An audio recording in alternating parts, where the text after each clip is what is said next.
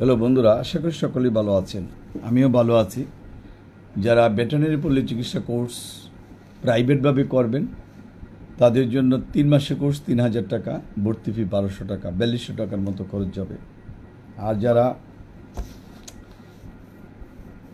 6 মাসের কোর্স করবেন 6000 টাকা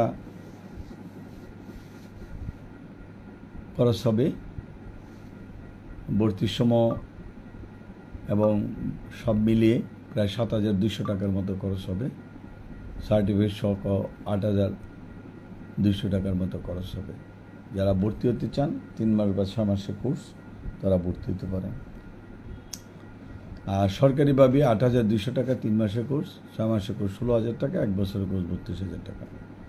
যারা ভর্তি হবেন তারা টাকা পয়সা গুছিয়ে নেন, কত টাকা গুছানো হয়েছে, এর পরবর্তী স্টেপে কত গুছাইতে হবে, এবং আপনার বায়োডাটা, ছবি, এনআইডি কার্ড, জন্ম নিবন্ধন প্রত্যেকটা 3 কপি করে রেডি করবেন, ফটোকপি করবেন।